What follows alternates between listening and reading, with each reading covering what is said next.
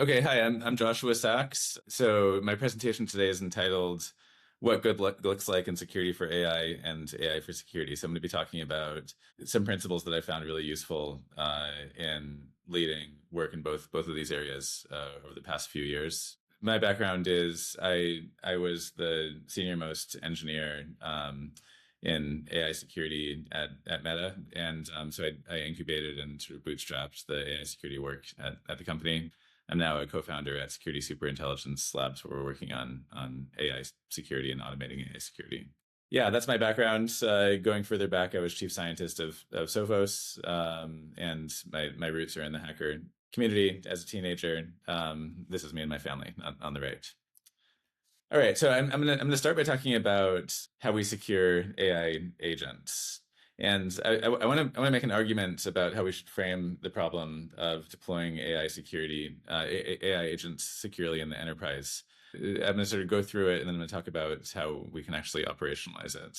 So basically, I would argue that AI security doesn't reduce to getting agents to make the right choices. So when we deploy agents in our environment, let's say, agents that solve customer support tickets, or agents that write code and execute shell commands on our development servers. We do have the problem of needing to make sure that those agents don't take insecure actions, but the problem doesn't reduce to that. And so traditionally in AI safety, this problem of getting AI systems to make good choices that are secure has been called the alignment problem. So this is the problem of aligning AI agents with our preferences. So, ideally, agents should understand that we don't want to delete our hard drives, right? And so they should be aligned with our sort of implicit preferences around those kinds of decisions. But the issue with that is that our asks of AI systems are often ambiguous and can be fairly misinterpreted by AI systems to catastrophic effect. So, like, you can imagine an AI agent, if you ask it to clear some space on your hard drive, to interpret that to mean it should delete some files that you didn't actually intend. And it's I would argue it's impossible to do perfectly in getting AI agents to always understand our intent and make the right choice. And there's sort of a philosophical ceiling on our ability to get agents to make the right choices, right? So I might ask Claude Cowork to go through my hard drive and delete all the bad poetry. And I'm not a very good poet, and the agent might decide to delete all poetry, which might not be my actual preference. So there's a lot of work being done right now on getting agents to make the right choice when they're operating autonomously on our networks. I think there's a philosophical ceiling on how well we can do that. I think that's an important area of work, but it's not sufficient to secure AI systems as we deploy them in enterprises. Fortunately, in security, we've spent decades building controls to guardrail human behavior that assume that sometimes humans will be misaligned, sometimes they'll actually operate out of malice, or sometimes they'll make dumb decisions out of error, right? So even before the sort of AI era that started 4 years ago or so, we had to deal with humans, for example, writing database queries that might not be aligned with the security preferences of their organizations, right? So, you can imagine a doctor, interacting with a hospital database, accidentally typing the wrong thing and deleting a bunch of medical records. This has been a problem for as long as humans have used computers. And the way that we solve that in security is through access management, right? So we have a set of tools outside of just sort of training AI systems to do the right thing that can guardrail agent behavior. But I would argue that agent security doesn't reduce to that either. We need to give agents a lot of autonomy to do important work that's sensitive. So I think probably the best example today is in software development. So we need to give agents the ability to execute shell commands on our dev servers, to reach out to the internet, to get technical documentation to do their jobs, and then to actually write codes that humans often at this point often only minimally review. So it's not enough so access management is also sort of not enough to secure AI agents. So it's neither enough to train the underlying large language models that drive agents to always make the right choice, nor is it enough to use access management controls to sort of guardrail what agents are doing. So this is there's a novelty to this problem that's not captured by either of those framings. And so I would argue that the correct framing for how we secure AI agents is a kind of novel fusion of a bunch of disciplines, right? So we need to take all of the security tools that we currently have, and use those. And in the security framing, we need to assume that the agents will inevitably make the wrong choices at a certain point. And we need to use the security tools to sort of bound the agent's the sort of blast radius of the sort of negative effects of those bad security behaviors from agents. But then we also need to work on alignment and work on within that blast radius, inducing agents to make the right choices. So I think a good metaphor here is a padded room, right? So we use access management and security controls to sort of make sure that Clippy, our agent here, is bounded. His scope of action is bounded within sort of a tight radius that we've decided on. So, for example, perhaps this padded room says that the agent can never actually delete files, outside of some sort of trusted directory in which it's operating. But then we also need to align Clippy and make sure that Clippy actually understands that it's like never a good idea to delete medical records. But then we also need to monitor Clippy. That's what these security cameras represent. So we need a detection and response operation around all of our agents in enterprise that look for an agent's attempts to escape the padded room, but also an agent's misbehavior inside of the padded room, in which we've allowed the agents a scope of action. So here's the sort of mental model I have, and that we were actually using at Meta when I was working on AI agent security at Meta, which we're now using at Security Superintelligence Labs, where I work now, for thinking about how we secure AI agents. So in the center of this sort of concentric circle diagram, we have the agent. We seek to align the agent through fine-tuning the underlying LLMs. This is what the AI labs are responsible for, but then also using like AI firewall type technology to, try to prevent like prompt injection context from making its way into the AI agent's context window and that kind of thing. That's what we do here. But we don't rely on those controls to guarantee that the agent won't misbehave, right? These are all probabilistic controls. So fine-tuning an LLM to try to get it to do the right thing, using an AI firewall that tries to detect prompt injection that's sort of making its way to the agent. There's always a non-zero probability that these won't work. So outside of this initial circle, we have a sort of blast radius enforcement set of controls. So these are like access management controls that prevent the agent from ever doing things that we never wanted to be able to do. So those are deterministic controls. And then in the last concentric circle, we're sort of monitoring the agent. Here's just another, just to sort of drive this point home, here's another and sort of more articulated view of the security model. So we want our agents to be security aware and make the right choices. We use guardrails like the detect prompt injection or hallucination, outside of the agents.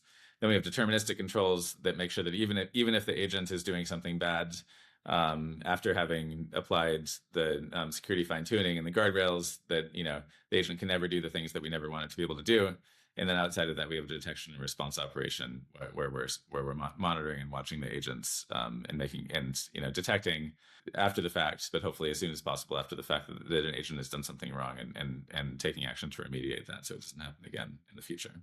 So operationalizing this a bit, here's a list of questions that you might ask of internal security programs that you have going around securing AI agents, and also of vendors who are offering to sell you AI security products. So for any given product or security effort, I think with respect to securing AI agents, I think we want to ask, what specific outcomes does your product make impossible? Not unlikely, but impossible. And do those guarantees hold even when the model itself is compromised? This question gets at the deterministic controls that you have for an agent. So for example, if we're deploying coding agents at my company, and let's say I'm a company that has super secret sort of intellectual property that we don't want to share with the model providers, then maybe I want to guarantee that the agents will never send tokens to Anthropic, OpenAI, and Google, but rather all inference is private and running on a private server. Or maybe I want to guarantee that agents never access anything outside of the privileges of the user they're operating on the behalf of.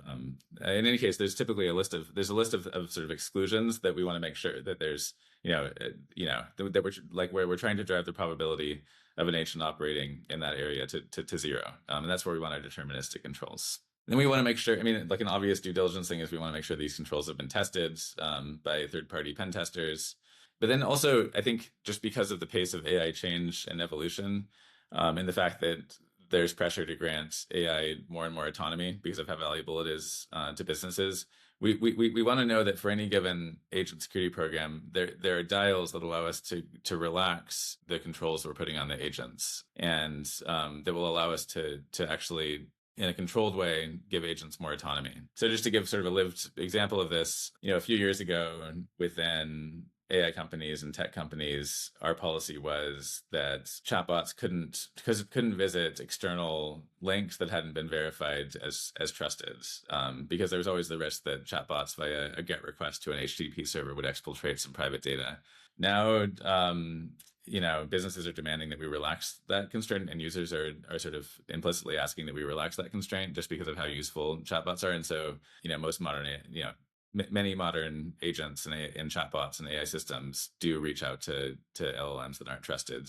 They do reach out to URLs that aren't trusted, and so we've sort of relaxed that control. And I think the reality is, just given we're in a world in which we have to balance between security and usability and business value, that we're going to keep having to relax these deterministic controls. But it's very important that we do it in a controlled and very visible way, and that any agent security program sort of allows for that. Okay, I think I'm going to go sort of quickly through these, but we also want to ask what risks are we choosing to live with in service of usability? So, like the example I just gave of allowing chatbots to visit untrusted web addresses as an example. But I think we want to be very explicit about what risks we're choosing to live with, and like for a vendor or for an internal security program, what adversarial testing we've done to around guardrails that seek to minimize those risks. So there's a set of risks that we can't eliminate, but like for example, the risk an agent gets prompt injected, and then write some codes. Like for example, like you might choose to live with the risk that you have a software development agent that reaches out to the internet to get technical documentation. There might be a prompt injection in that documentation that might then influence your code, and perhaps you just choose to live with that risk because the functionality of being able to retrieve technical documentation from the web is just useful enough that you choose to live with it. In that case, you should be using guardrails that attempt to detect those prompt injections. And if you're asking a vendor or an internal team how well their solution works, you really want to know how well they measured it. Okay, well, so in the interest of time, I'm gonna keep going. But I think this is a useful list of questions to ask to make sure you're on the right track here. So now I'm going to move on to some opinions about how we craft a good AI for security program. So I've been talking about security for AI, which is the problem of making sure that the agents that you're deploying in your environment are secure. Now I'm going to be talking about using AI to automate parts of your security program, scale your security team, and that kind of thing.